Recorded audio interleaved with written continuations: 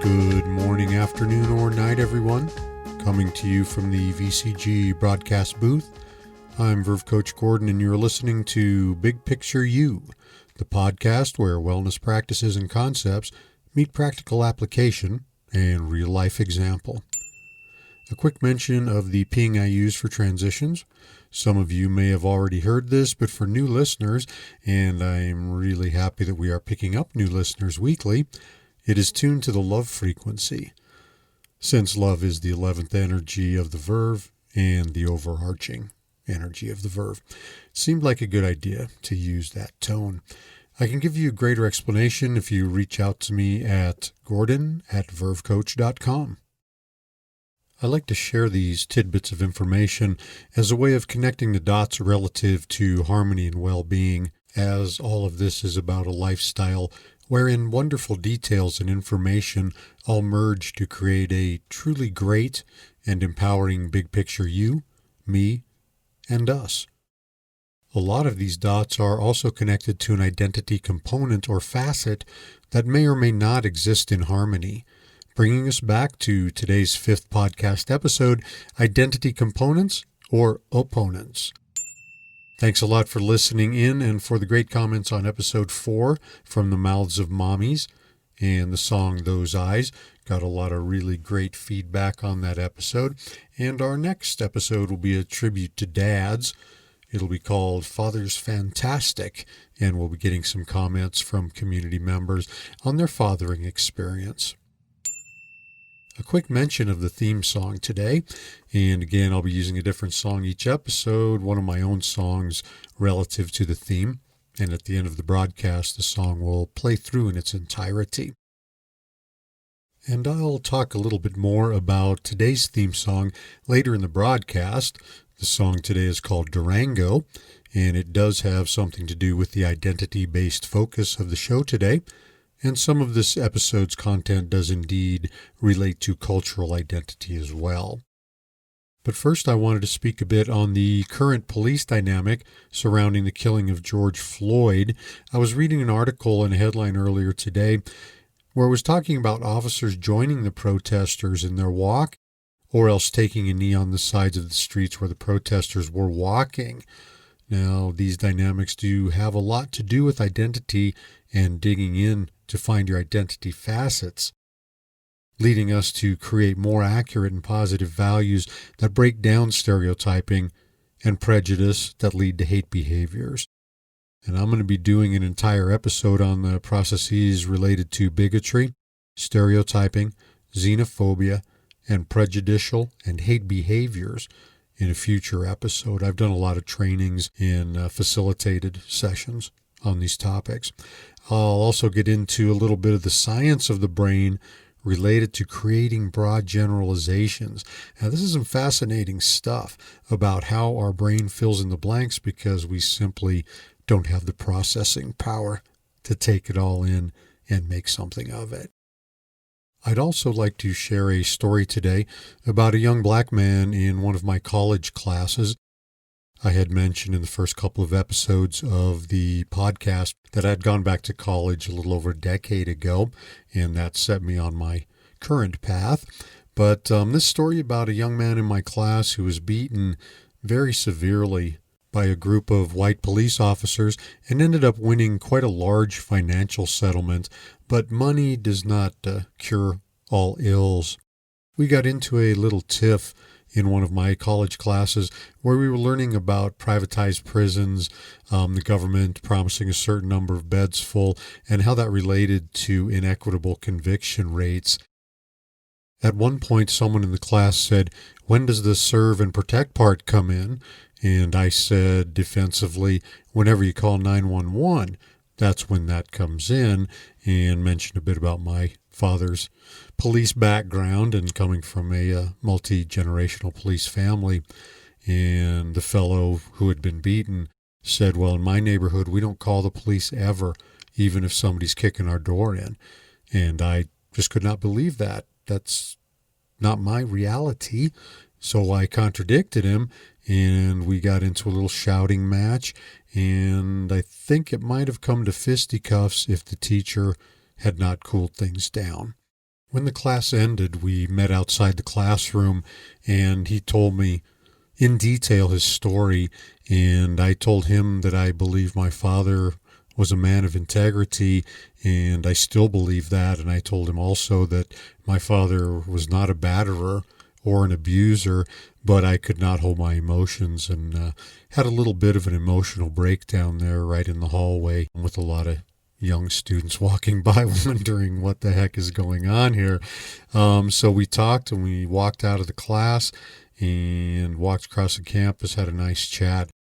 And a couple of days later, I saw him in class again, and he asked me if I wanted to play one of my songs at an event he was hosting with the student organization for the NAACP and Coloradans for Alternatives to the Death Penalty. So in all of that, we struck some common ground, we drew up a little friendship, and we did some good work together. I ended up performing my song called Touch, and I'll be using that as a theme song down the road for an episode. Part of the lyrics say, "Touch me with your kindness, and I won't walk away from you." So many times, conflict can actually bring about positive change. Try to stick to the peaceful, avoid the violent. And I'll talk a little bit more about my dad later in this episode and expand on him even more in the next episode, Father's Fantastic. But in terms of our focus on identity in this episode, I believe it's super helpful if we look inside and ask ourselves a few guiding questions to start the ball rolling, as they say. First question, who am I? Pretty broad. But we'll be breaking that down in this episode and following episodes, just how to get an answer to that question. Now, I know if I asked my beautiful wife this question about myself, she would have plenty to say, believe me. Second question, where do outside influences remove me from my positive path and my peace? Question number 3, am I true to myself, thus to others? Truth is the energy of the verb number 6, and the 11 energies are a great platform of foundational and positive values.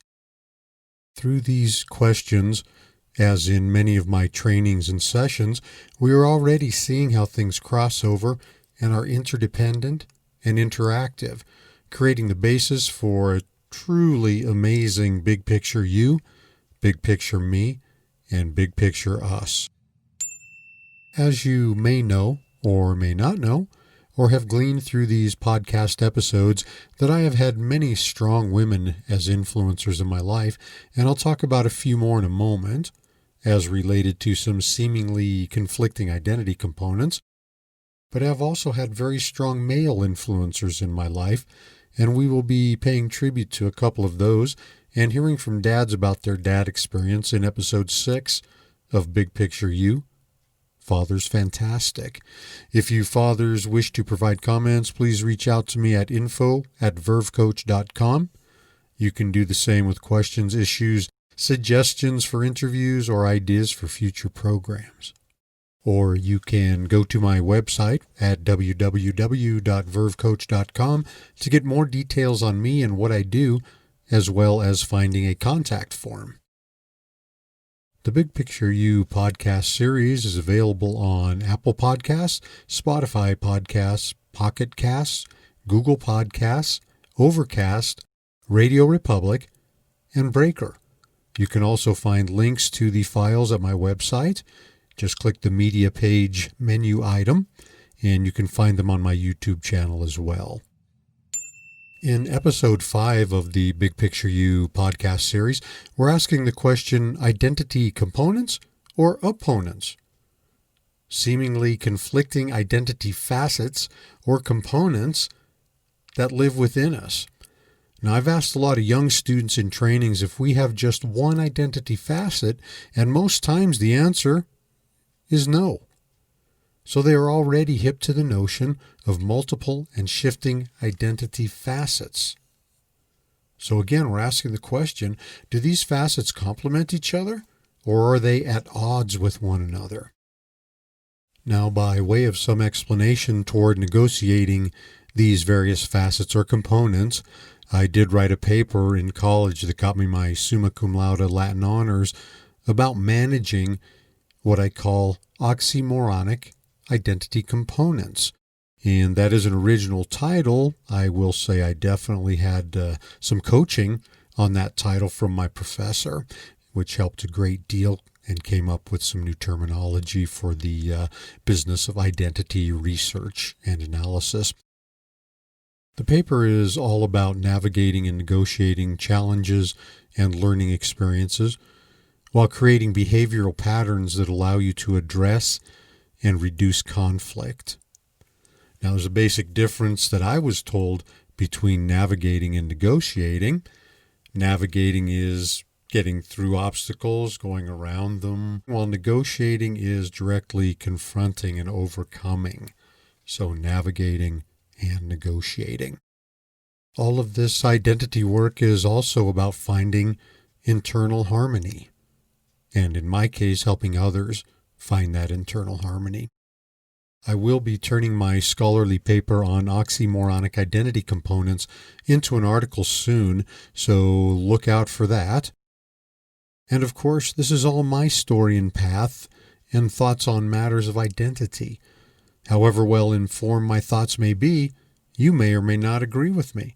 So remember, reach out at gordon@vervecoach.com. Let me know what you're thinking out there. Now, always remembering here in the podcast that your path and big picture, although our paths may cross or intermingle, is unique to you. And I hope that you find my content valuable in creating and maintaining your vision and fulfilling your mission. Again, let me know how you feel at gordon@vervecoach.com. Now on to this episode's content. I have added a little bit to the title at this point of this episode. It was called Identity Components or Opponents. And I added a little tidbit. Let's dig in and take a look. So I've invoked the term "let's dig in and take a look" to provide some levity and lightheartedness based on an old joke from a comedian friend of mine who would invite the audience to take a big dip inside Lake U. Although some would say amusing, others might say cheesy, it is vital that we have a great idea of who we really are, and at the very least, be striving toward that greater understanding of who we are. I've dug in for a while now. If that's proper, I've dug in for a while. It really started when my dad passed away some 13 years ago, and I suddenly found myself thrust into a true family leadership role. Although my mom, like most moms, held final sway over all matters relative to her, my dad, and their children. So I'm going to focus in this episode on my own seemingly conflicting identity facets. And please remember that I don't tell these stories and anecdotes to be Johnny Cool Guy, but because they are relative to my messaging and the big picture, and within this podcast series in connecting everything to real-life examples. Now, a lot of this story has to do with me coming up during the first American Civil Rights Movement, because I consider that we are currently in the second American Civil Rights Movement. And I had a white cop dad and a mom with parents who immigrated from Mexico. Now, my father did work riot lines and crowd control, and at the same time, I had cousins that were members of the Brown Berets and Corky Gonzalez Viva la Raza movement. Quite a seemingly conflicting way to grow up, but we all got along, and my folks got along with all the cousins, aunts, and uncles and everything, and we would see each other at parties and stuff, and there were no hard feelings. As a matter of fact, my father, after a particularly rough night of protesting, ran into some of my cousins, his own family, that were being held as protesters, and they had a very brief chat, but upbeat chat, no hard feelings. And they each went about their business. Of course, my father was coming home, and they weren't going home until the next day. But very interesting and challenging dynamic.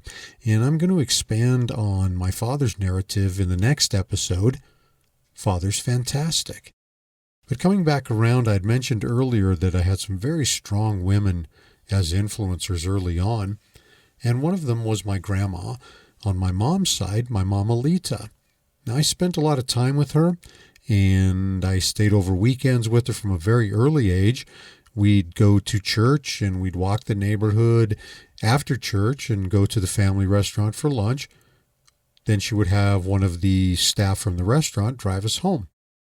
Mama Lita hailed from Durango, near where Pancho Villa was from, and they had to flee in the night from revolutionaries, and her father got them as far as El Paso, where he passed away from a serious illness. The rest of the family ended up settling in Colorado, up in the northern area around Greeley. There was a big flood, and they moved down to Denver, where my Mama Lita met my grandfather, and they married, had a family, and he became a very successful restaurateur, owning a group of restaurants and a Mexican food product factory, one of Denver's first Mexican food restaurant chains, as well as factories. Now, I got to go to Mexico, or what I'll call the fatherland, for that side of my family, and the deal was that my grandmother, Mama Lita, would take a couple of cousins on a trip each summer, and most times it was to Disneyland, California, the beaches, things like that. I was the only one of the cousins that got to go to Mexico, and I was the only one of the cousins that got to go on a trip with Mama Lita by myself, except for my uncle who was driving. So we went down into Mexico, and I very vividly remember some things, a lot of things actually, but a few things very vividly. I remember having a hamburger in an open-air adobe restaurant, and of course it was all Mexican food, but they did serve hamburgers, but there was no ketchup. So I had mustard on the hamburger, which was just kind of weird for an American kid. I also remember seeing some movies in an open-air movie theater, just like a regular movie theater, only it had no roof on it. Again, for a kid that age, awesome stuff and lots of snacks that I had not experienced before. I also remember driving through miles and miles of giant prickly pear, with giant prickly pear fruit, and I remember stopping and we cut some fruit, and it was delicious, and we went about our business. Another thing that was very cool for me was my first trip to a state fair, pretty much like American State Fair, but I had never been to one before, so I found that to be a pretty awesome experience as well. Another little anecdote here. There was a large parade, and I'm not sure why exactly. I remember I was there in the late summer, early fall, but the parade consisted of group after group of school kids in uniform, and they'd be marching by. There'd be a group of school kids, and then a drum and bugle corps, more school kids, drum and bugle corps, more school kids, drum and bugle corps. And I remember the parade was quite long, and at one point my aunt leaned over and said something in my ear that I didn't quite hear, and she was a native Mexican, native Spanish speaker, and knew some English, and what I heard was, "This is what happens if you lie." And to my little tiny brain, I thought, oh, wow, when you lie in school, they take you out and they march you in front of everyone all around the city. What she actually said was, "This is like your 4th of July celebration." So many lessons learned, lots of fun experiences. But those visits to my grandmother's house and that trip to Mexico were not the only influencers. We also spent summer visits in Ogden, Utah, my father's hometown, and it was a Mayberry-like small-town environment. If you're not familiar with Mayberry, look up the Andy Griffith Show, set in the town of Mayberry. And it's a place where Sundays meant church in the morning, ice cream after church, home to relax and wait for an early dinner being prepared by the ladies, and then possibly a late supper. Sometimes we'd have green apple battles across the fence with my grandparents' back neighbors. After dinner, playing outside with the neighbor kids was awesome. There was an entire corner covered with honeysuckle vines and flowers. If you've never experienced the scent of honeysuckle, you're in for a treat. Give it a try. And the bees and hummingbirds love them too. It was really just an ideal small town environment, very peaceful, very warm and inviting. But you can probably see some level of conflict here for a kid, and seemingly later for this adult. My mother was coming into a conservative small white community in the 1950s, being the child of Mexican immigrants. I grew up in the lovely new suburbs of the late 1950s, 1960s, into the early 1970s. And there was lots of new schools and parks, a lot of shiny stuff, but not a lot of social diversity. A very rich background, yet bringing about the need to hide identity facets. So we're coming back around to those identity facets or components. And there were times, and there are times for all of us, I believe, that we have to hide identity facets to get membership into certain spaces. Now, I did a lot of straddling relationships with my white friends versus my Chicano friends in high school. And some of this straddling and conflict involved cultural things, creative things, and some of it was gender-related as well. I had my Chicano clothes, and they consisted of some high-waisted, giant elephant bell pants with platform shoes, big wide belt, a polyester fake silk shirt unbuttoned halfway down, and a medallion. And then I had my white boy clothes, and that consisted of straight-leg Levi corduroys, Converse tennis shoes or lace-up hard shoes, a button-down collar shirt tucked in, and that's how I rolled. And so for looking at a high school kid, and these days adolescence is considered up through age 26. So looking at a high school kid with these socializations and trying to navigate and negotiate what seemed to be such conflicting identity components. I went to work in the family restaurant, and I started as a dishwasher, but it was not long before I became head cook. And so the experience of being the boss's nephew, and as such receiving special privilege from the kitchen supervisor, my name went from Gordon to Golden to Golden Boy. Pretty cute, eh? You can imagine that it really aggravated my coworkers, who most of which had been there longer than I had been, and just really didn't like that sappy nickname. So it was interesting. I had good friends there, and it was a pretty diverse environment. So let's bring this forward a little bit. And I had mentioned in my first episode of the podcast series Big Picture You that I'd gone back to college in 2009. My professional and life's path totally changed. In a matter of months, I went from an IT manager in a professional legal environment to the path I am on now, currently with 6 years in professional practice. I belonged to a variety of student organizations while in college: the Hispanic Scholarship Fund, Ethnic Studies Student Organization, Student Government Association, and I was also a peer mentor to domestic and international students. There were also a variety of friends that I met in the Educational Opportunity Office that helped me, in addition to these organizations, negotiate the feelings I was having, even at the later stage of life when I had returned to school.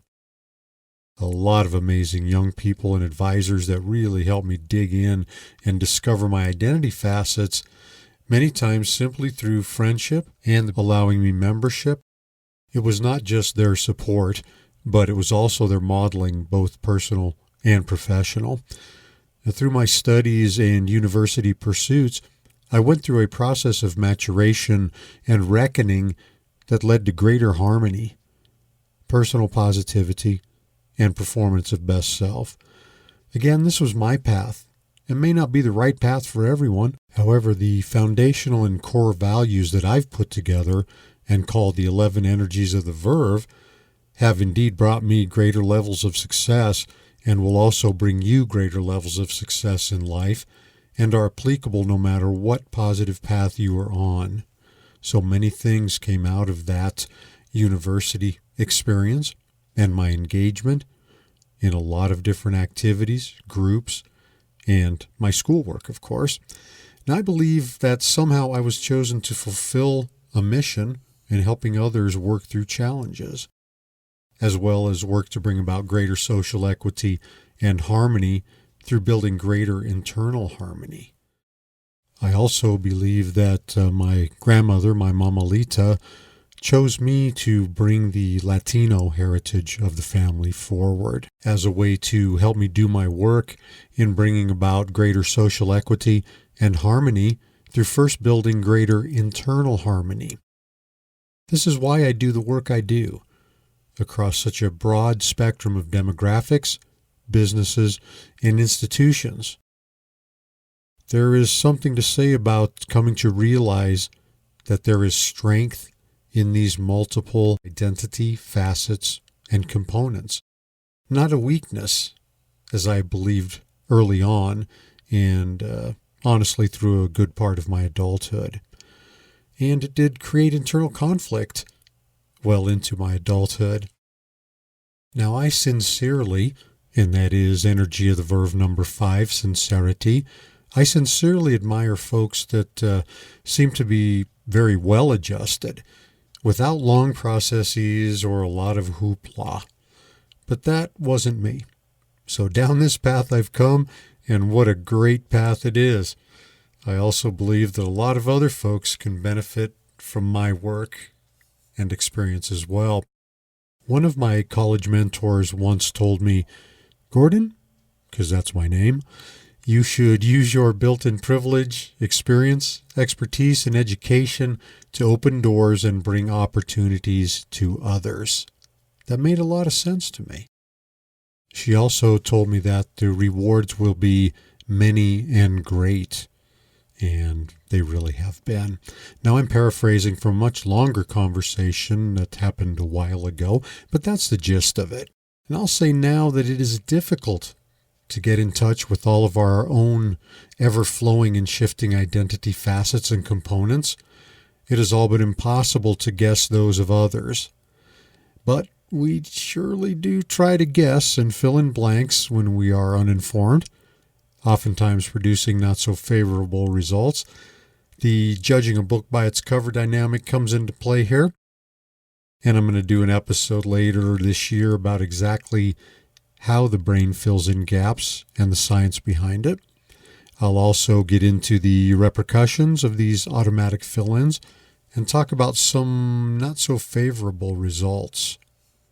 I'll also offer some tips for conditioning yourself for the most favorable, well-being, and harmonious outcomes and best informed and supported positive automatic fill-ins. At this point, I'd like to swing back around and relate our conversation and content to some energies of the verve. And I've been working on a little color psychology, so I'm going to tell a little bit about the color and then the relationship of the energy to this episode's focus of identity. First one I'm going to touch on is energy number 4, openness. And this is represented by turquoise. Turquoise symbolizes calm and opens up communication from the heart to the spoken word. I love that passage. It also helps create emotional balance and stability. Turquoise is good for healing the heart, building confidence, and aiding in approachability. It also represents a bit about being open to change, quite a bit actually. About being open to change, new ideas, and open to interacting with others and to their stories. We all have stories. We like to have ours heard, and we need to be respectful to other folks' stories as well.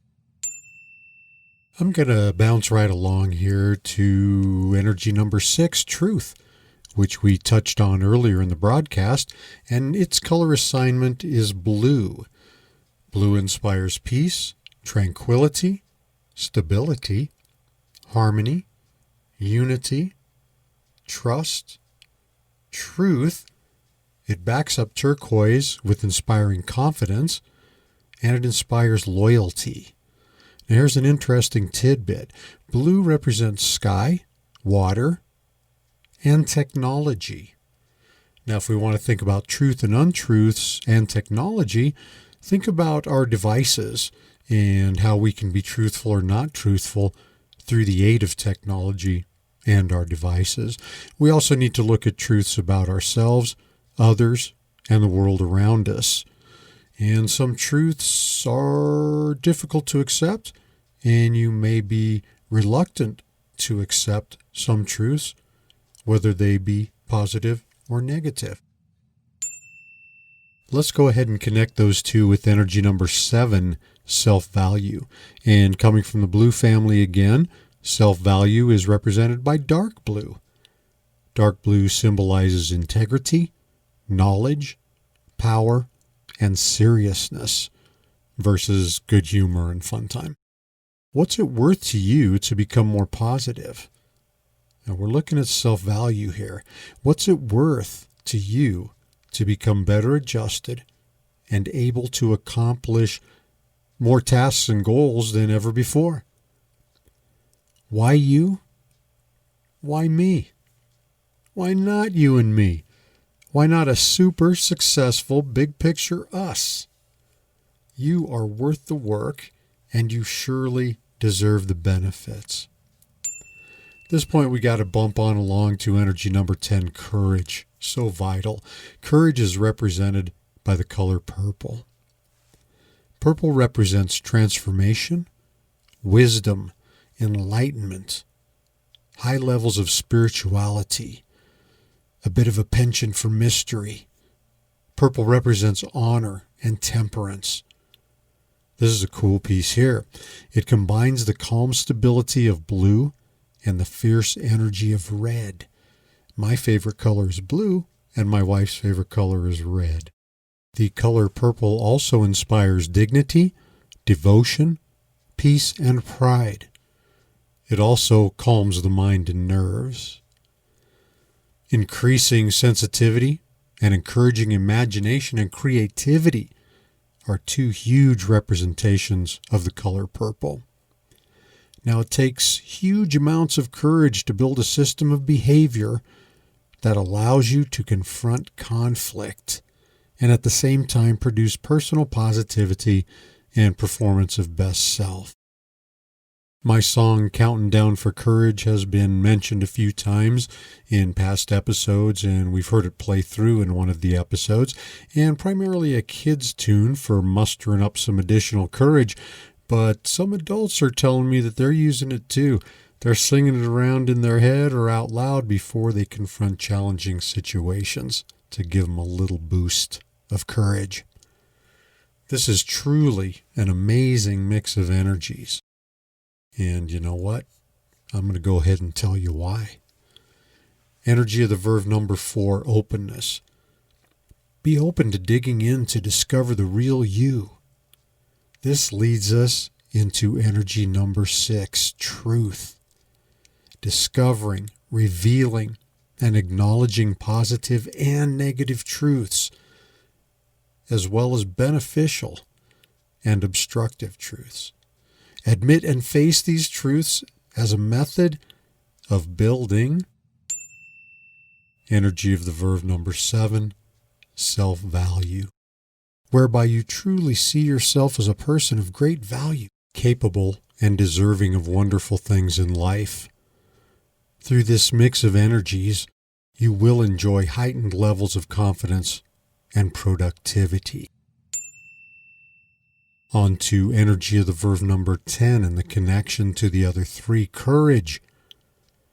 Of course, all of this takes vast amounts of courage, always remembering that the amount of courage you can raise may be exactly relative to the perceived obstacle or threat This allows you to rise to great heights of courage when needed. Infinite amounts of courage. And at this point in the broadcast, I have to once again mention the fun activity that will allow you to get a gauge on where you stand in navigating and managing all of the 11 energies of the verve, as well as the 4 we've talked about in the episode today. There is a free 11 Energies Revelation tool on my website, www.vervecoach.com. And again, some of you have heard this before, but for our new listeners, just go ahead and click the menu item 11 Energies. About a quarter of the way down the page, click the link to the Energy Revelation tool, and you'll be taken there. It's included in the back of my book as well, which I will mention a little more in detail shortly. Now, of course, a primary function of this podcast series is to educate one another, share our knowledge, our narratives, and our experience with one another. So please reach out to me at gordon@vervecoach.com. Let's get some conversation started. And we got to have some fun, some difficult, but let's make it all engaging.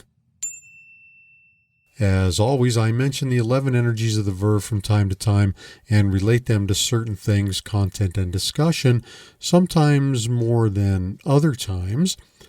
Now, these are simply foundational values, guidelines, and signposts that promote personal positivity and a performance of best self. And I'm going to be devoting entire episodes to each of these values and covering the ways they relate to one another and to our lives.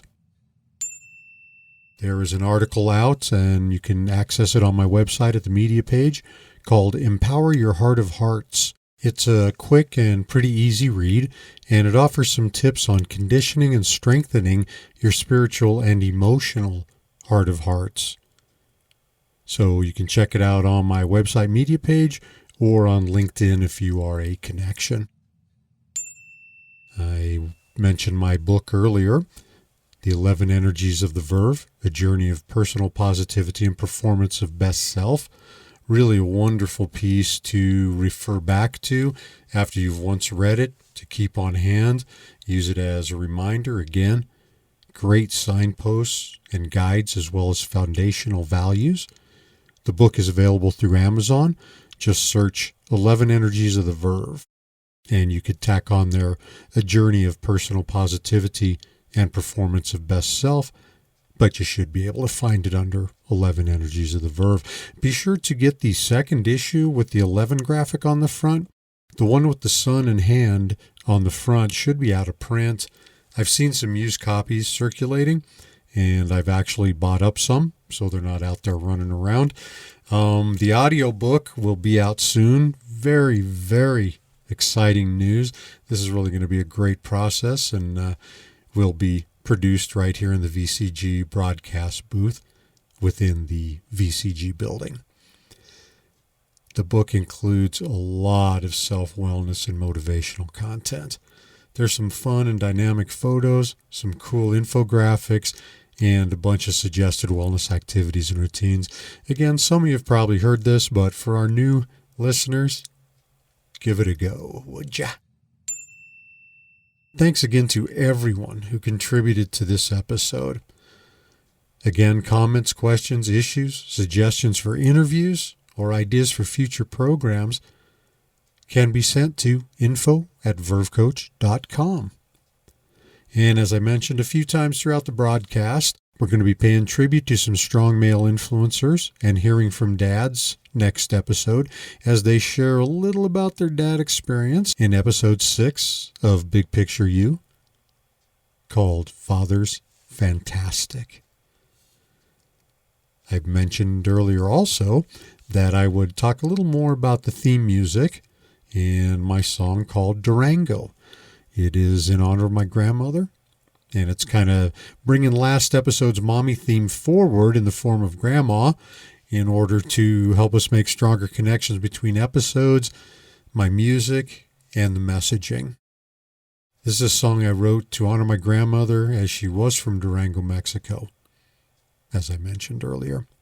The song will play through in its entirety at the end of this episode for your listening pleasure, and feel free to share with other folks.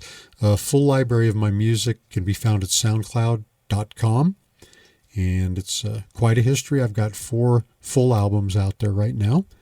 Be working on the 5th soon. Little bit of business. All content, text, and music are copyright Verve Coach Gordon, unless otherwise cited. It's been a pleasure, folks.